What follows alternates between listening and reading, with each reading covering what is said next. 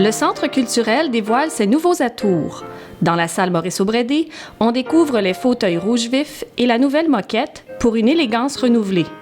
Mais quoi d'autre se cache derrière ces rénovations? On se devait d'être à la fine pointe de la technologie pour permettre d'accueillir toutes les formes de production, petites et très grandes, locales et internationales. Et c'est l'objet principal donc de cette rénovation-là. Dans les équipements spécialisés, on va retrouver l'éclairage, le son, la vidéo.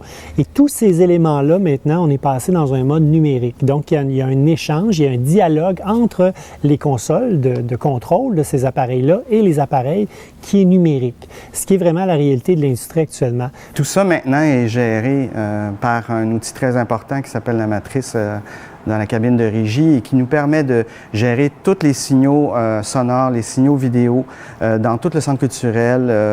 On peut le faire de n'importe où, à partir d'une tablette. Donc, c'est vraiment un passage important au niveau du contrôle. Donc, tous les supports ont changé. On n'est plus en analogue, on est vraiment en numérique dans tous nos outils de travail. Derrière la scène, les changements sont imposants.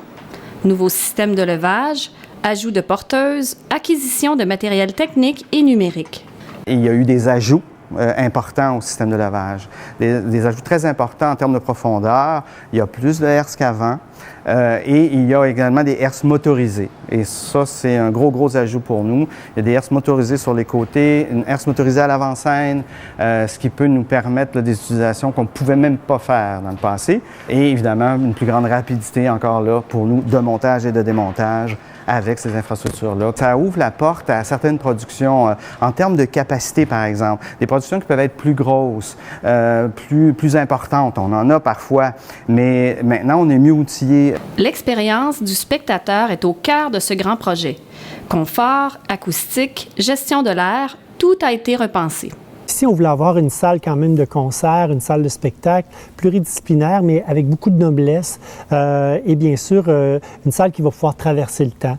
Donc, on a porté beaucoup d'attention sur la composition du fauteuil. Il y a 2 épaisseurs de mousse dans le fauteuil, une mousse plus dense pour un confort sur une plus longue durée et une mousse plus douce, plus tendre pour un côté un petit peu plus moelleux.